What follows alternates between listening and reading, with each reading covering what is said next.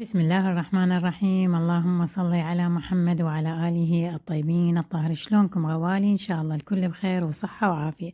تشوفون هذا الجمال وهاي العجينة الرهيبة، والله تقولين مو عجينة، حلقوم.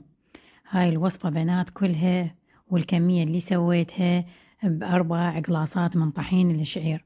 سويت بيتزا والباقي من عنده دائما أزود كمية أسوي منها فطائر للريق فد مرة. فهنا نبلش بالمكونات، وهي 4 قلاصات مثل ما قلنا من الطحين. طبعا القلاص اللي استخدمه أنا يصيرن الكواب الكبار، فيعني كميته كلش حلوة. هنا ضفت ملعقتين من الخمرة لأنه كنت مستعجلة عليها، وضرب بيكنج باودر. خليت لهم بيضتين وخليت عليهن خل. بنات هسه إذا تقولين تقدرين تستغنين عن البيض ماكو أي مشكلة. بس أنا قد خاف أفرزه وهاي تصير العجينة كلش حلوة. البيض بارد فخليت عليه شوي ماي حار. ضفت هنا ملعقتين من الطحين العفو الحليب، ملعقتين، وظرف واحد باقي عندي مال ستيفيا هم ضفته حتى أكسر شوي أنطي للعجينة حلاوة، يعني نكهة حلا.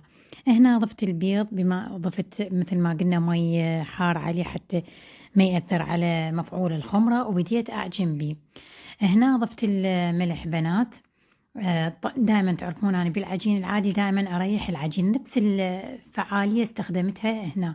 ريحت العجينة شوية بمي حار، مو حار حار يجوي العجينة، لا مي حار يعني بنسبة دفو أقوى من الدافي يعني.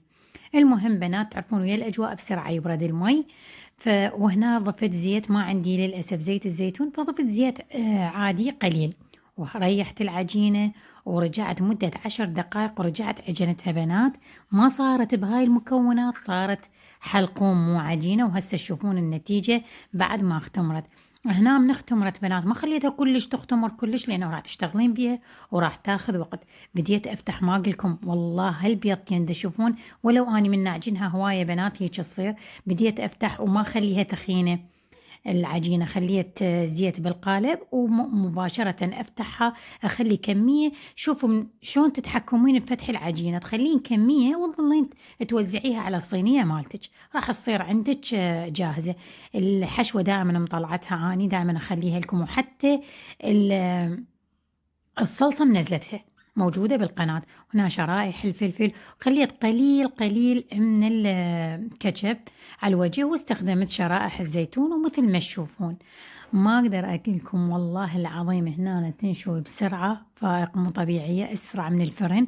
تخلين الهاي بس ما تجهزين انت تكملين. طبعا انا دائما الجبن ما اخليه بالمرحلة الاولى، دائما احب شوي تتحمص. وشوفوا النتيجة ما شاء الله مبهرة، تعجبك مو طبيعية والله العظيم. العجينة طرية، بقت يومين بقايا من مالت سمارة بدون يعني جبن وهاي السوالف، وهي العجينة مالتها تخبل. ودائما تسألوني تتخمر، بدون تتخمر العجينة وبدون ما تنخلين العجينة مالتها ما تبقى عندي.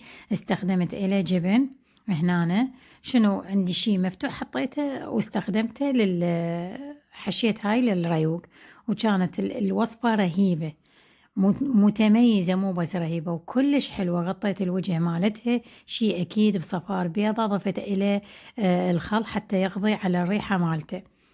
بسيطة سهلة طيبة، تتفرز تقدرين تحتفظين بيها، تكمليها وتحتفظين بيها بالفريزر.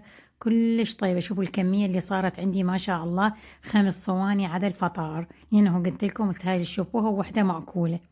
هاي شوفي هاي الصواني كلها بالحجم الحلو هذا اللي تعتبر عائلي ما شاء الله. وشوفوا العجينة، شوفوها شلون هشة، ما اقدر اقولكم الطعم رهيب. وهاي الفطائر شلون تفطرت والشكل لا والله شلون ما اوصفها قليلة. اتمنى تعجبكم هاي الوصفة، ولا تنسوني من اللايك والاشتراك وتفعيل